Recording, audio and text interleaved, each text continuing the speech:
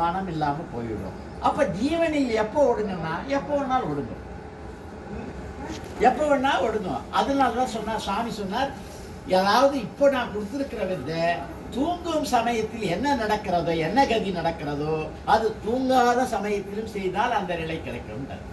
அப்போ தூங்குற போது நமக்கு எந்த வித கெட்ட செயலும் நடக்கலை, இவன் நல்லவன் அவன் கெட்டவன், இவன் இப்படிப்பட்டவன் அவன் இப்படிப்பட்டவன்றது தோணலை, எந்த வித உலக நடப்புகளும் தோன்றாமல் நமக்குள்ள அந்த ஜீவனில் போய் அந்த மனம் ஒடுங்கிது.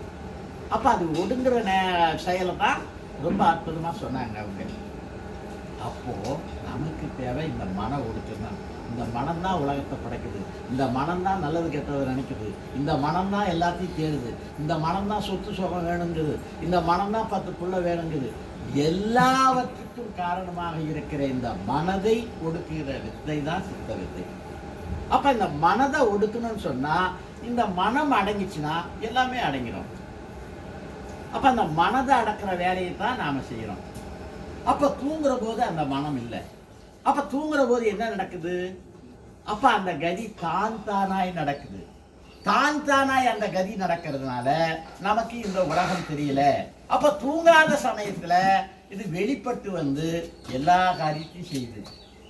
மனமென்னும் மானடங்கில் தாண்டவ கோணே முத்தி வாய்த்ததென்று என்னடா தாண்டவ கோணே, சினமென்னும் பாம்பறந்தால் தாண்டவ கோணே முத்தி சித்தி என்று என்னடா சாந்தவ கோணேன்னா எல்லா ஞானிகளும் ஒரே கருத்து தான். அது ஒரே, ஏன்னா அதுக்கு மேலே எந்த விஷயம் உண்மைன்றது ஒன்று தான். பொய்யாத்தான் பலது பேசிக்கிட்டு இருக்கணும். ஆனால் உண்மைங்கிறது ஒரு பொருள் தாங்கிறதுனால அவர்கள் ஒரு கோணத்தில் நடைமுறைப்பட்டிருக்கிறாங்க. ரொம்ப அற்புதமான செயல்களெல்லாம் நமக்கு சொல்லியிருக்கிறாங்க. ஆனால் இன்றைக்கு நமக்கு கிடைத்திருக்கிற இந்த சொத்து மிகப்பெரிய சொத்து. இது அளவிட முடியாத சொத்து. இந்த சொத்துக்கு அளவே இல்லை, இதற்கு விலையே இல்லை. அப்படிப்பட்ட ஒரு சொத்து நமக்கு கிடைச்சிருக்கு. இந்த சொத்தை நாம பயன்படுத்தணும், அவ்வளவுதான். தக்க வச்சுக்கணும். சாமி எதானே சொல்ற, தக்க வச்சுக்கணும். தண்ணிலிருந்து வெளிப்பட்டு கொண்டிருக்கிற ஒரு செயலை நமக்குள்ள நிலைநிறுத்துறோம். ரொம்ப சாமி வந்து அது எவ்வளோ பெரிய கருணையோட நமக்கெல்லாம் இதை வழங்கியிருக்கிறாங்கன்னு நினைக்கிற போது தான் நமக்கு கண்ணில் நீரே வரும். எந்த அளவுக்கு நாம் அதை நேசிக்கணுமோ அந்த அளவுக்கு உண்மையாக நேசிச்சோன்னு சொன்னால் அதை தாண்டி உலகில் ஒரு செயல் இல்லை. தன்னிலிருந்து எது அழிந்து கொண்டிருக்கிறதோ அது அழியாமல் பாதுகாக்க வேண்டும். அப்படி அழிந்து கொண்டிருப்பது நம்முடைய ஜீவனாகும். அந்த ஜீவனை அழியாமல் நமக்குள்ளே நிலைநிறுத்திவிட்டால் அதான் ஞானம். ரொம்ப தெளிவா சொல்றாரு. அதுதான் மோட்சம், வேற எதுவும் கிடையாது. தன்னில் இருக்கிற ஈஸ்வர சக்தி வெளியில் விடாம தன்னுள்ளேயே நிலைநிறுத்தணும். வேற ஒன்றும் இல்லை. ஈஸ்வரன்னா என்ன நினைச்சீங்கன்னா அந்த கோயில்ல வச்சுக்கிற சிலை, இந்த கோயில் அதெல்லாம் கிடையாது. ஈஸ்வரன் அப்படின்னா ரொம்ப அர்த்தமா சித்த வேதத்தில் போட்டிருப்பாங்க. ஈஸ் பிளஸ் வரன்.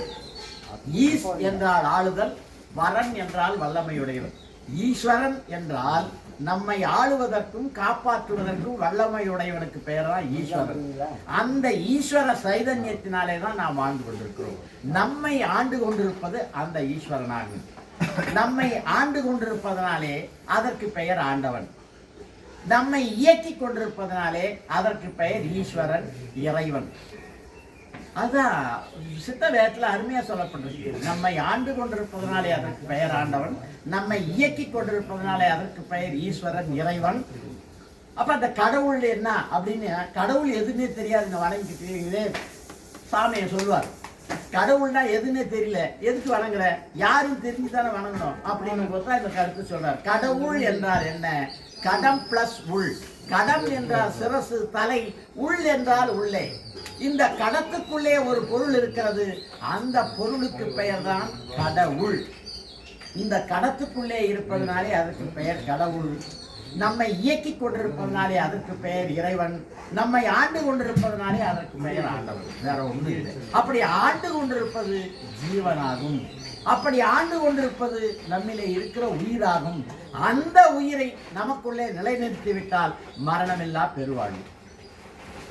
அந்த உயிரை வெளியே விட்டா சவம். உள்ள இருந்தா சிவம், வெளியே போனா சவம். இதுதான் வாழ்க்கை. இந்த சவமாக இன்னைக்கு நாம சிவமா இருக்கிறோம்.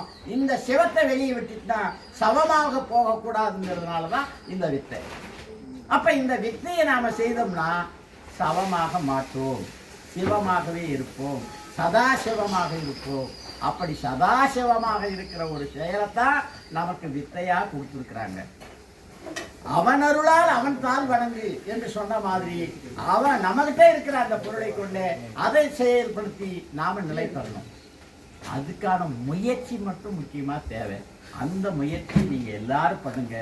எல்லா நிலையிலையும் நாம வெற்றி காணலாம். எந்த உலகத்தில் எதற்காக பிரவேசித்தோமோ அந்த பிறவி பயனை நாம் அடையலாம்.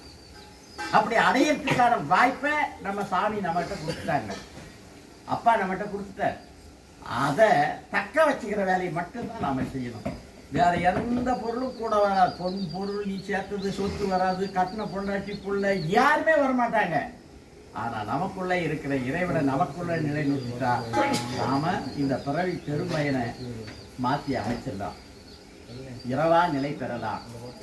இன்னொரு பிறப்பு இல்லை நமக்கு அப்படிங்கிற ஒரு நிலையை நாம் உருவாக்க ஒரு அரிய வாய்ப்பு தான் இந்த சித்த வித்தைங்கிறத நாம் தெளிவாக புரிஞ்சுக்கிட்டோம்னு சொன்னால் மற்றவங்களுக்கு அது தெரியாது. ஆனால் அதை சொல்கிற போது அவங்க எண்ணங்கள் வேற சிதைஞ்சு ஓடி கிடக்கும்.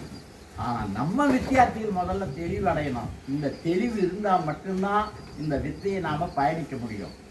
இந்த வித்தைகளை பயணிக்கணும்னு சொன்னால் நமக்கு தெளிவு முதல்ல வரணும். இது எதுக்காக செய்கிறோம், ஏன் செய்கிறோம், என்ன நிலைக்காக செய்கிறோம், இது கிடைக்காது. விவேகானந்தர் தான் சொல்லுவார், நீ குருநாதனை அடையலடா, நீ கேட்டால் குருநாதர் உனக்கு வந்துட மாட்டார். குருநாதன் சிஷியர்களை தேர்ந்தெடுக்கிறார். அந்த குருநாதன் தான் சிஷியர்களை தேர்ந்தெடுக்கிறார். அப்படி தேர்ந்தெடுக்கப்பட்டவர் தான் நாம, பொறுக்கி எடுக்கப்பட்டவர். இந்த உலகத்தில் எவ்வளோ பேர் கிடக்கிறாங்க, எத்தனை பேர் இந்த வித்தைக்கு வந்திருக்காங்க? அவர்களால் தேர்ந்தெடுக்கப்பட்டவர்கள் நாம் என்ற கர்வம் தான் நமக்கு இருக்கணும். ஆனா தேர்ந்தெடுத்ததுனால நாம அந்த வாய்ப்பை தவற விட்டுறக்கூடாது. அந்த பயன்படுத்தி முன்னேற்றம் காணணும். பயன்படுத்தி நாம மற்றவர்களுக்கும் சொல்லணும். நாம முதல்ல தெளிவடைஞ்சி அந்த வித்தையை பயிலணும். அதுக்கான முயற்சியில் மட்டும் இருங்க. ஏதோ வந்தோம் போனோம். இப்பெல்லாம் பார்த்தீங்கன்னா நான் இப்படிதான் சொல்லுவேன், ஒவ்வொரு ஆளுக்கும் சொல்லுவேன், இந்த விஷயம் அரிய விஷயம், இந்த வேலைக்கு வந்துட்டியா, இங்கே இருந்து இதை முடிச்சுட்டு அப்படி வெளியே போப்பான்ற. இது அடுத்த வேலையெல்லாம் புற வேலைகள். இந்த அக வேலைக்கு ரொம்ப முக்கியத்துவம் கொடுங்க. இந்த அக வேலையை தாண்டி வேற ஒரு வேலை இல்லை. எத்தனை வேலைகள் இருந்தாலும் அத்தனையும் ஒதுக்கி வச்சுட்டு இதுக்கு இடத்துக்கு வரீங்களா, இதை முழுமையா பாருங்க. அப்படி பார்த்து இங்க ஒன்றோடு ஒன்று சேர்ந்து கலந்து நாம இந்த பயிற்சியை செய்ய செய்ய செய்ய நல்ல நிலைங்கிறது எளிதாக கிடைச்சது. எங்க ஊர்ல அவர் அண்ணா எங்க ஊர்ல இருந்து இருந்திருக்காங்க 2 பேர். அவங்களுக்கு எல்லாருக்கும் தெரியும், செல்வின் அருட்செல்வி அது பேர். அந்த பொண்ணு பாவம் இளம் வயசுல நோய் வாய்ப்பட்டு இந்த கால் விளங்காத போயிடுச்சு. அது இப்படிதான் ஊனி நடக்கும். நல்ல செவத்த உடம்பு, முகக்கலை நல்லா இருக்கும், அழகா இருக்கும். அவங்க அப்பா ஒரு நெசவாளர், தறி நெய்யக்கூடியவர். அவருடைய மகள் அது. அவர் என்ன செய்வார்னா, அவர் வித்தை வாங்கிட்டார். வித்தை வாங்கிட்ட பிறகு இந்த அம்மாவை கூட்டிட்டு வருவார். இப்படி நடந்து போவோம். எனக்கே பார்க்கறதுக்கு அவ்வளோ கஷ்டமா, தாங்கி தாங்கி நடக்கும். சரின்னு விழாவுக்கு கூப்பிட்டு வருவார். 26 வயசு வரைக்கும் யாரும் கட்டிக்கிறதுக்கு வரல, கல்யாணம் பண்ணிக்க வரல. 26 வயசு கழிச்சு ஆற்காட்டுல இருந்து ஒரு பையன் நான் கட்டிக்கிற அந்த பொண்ணுன்னு வந்தான். அந்த பொண்ணு வித்தை வாங்கலை. அப்போ சரின்னு சொல்லிட்டு ஆற்காட்டிலிருந்து வந்தவனுக்கு அவனுக்கு ஏற்பாடு பண்ணி கல்யாணம் பண்ணி வச்சுட்டாங்க. கல்யாணம் பண்ணி வச்ச உடனே அதுக்கு என்ன ஆச்சு தெரியல, 1 வருஷத்துல வாழ்க்கை பிடிக்கல. நான் இவனோட வாழ என்னை ரத்து பண்ணி விட்டுருக்கேன்னு அவனும் ரத்து பண்ணிட்டாங்க. கல்யாணம் முடிஞ்சு போச்சு. 27வது வயசுல கல்யாணம், ஒரு வருஷம் தான் கல்யாண வாழ்க்கை இருந்துச்சு. அதோட வந்துடுச்சு. வந்துட்ட பிறகு அதுக்கப்புறம் வெங்கடாபுரத்துல வித்தை வாங்கிடுச்சு. அவங்க அப்பா சொல்லி நீ வித்தை வாங்கிக்குமான்னு சொல்லி, அவர் ஏற்கனவே வித்தியார்த்தி, அதனால வித்தை வாங்கிக்குமான்னு சொல்லி வாங்கிடுச்சு. வாங்கிட்டு 1 வருஷம் தான் வித்தை பண்ணுச்சு. 1 வருஷம் பண்ண உடனே அதுக்கு சமாதியில் கிடைச்சிச்சு. சமாதியில் கிடைச்சிட்ட உடனே நாங்க தான் அங்க இறங்கி வைக்கிறோம். வைக்கிறதுக்கு எடுத்துன்னு போயிட்டு அந்த குழியில வச்சா அந்த கையை பிடிக்கிற பாருங்க. அந்த கையை பிடிச்ச உடனே அதுக்கு செவத்த உடம்புக்கு அப்படியே அந்த ரத்த ஓட்டம் ஓடுறது தெரியுது. நான் இது வரைக்கும் யாருமே பார்க்கல.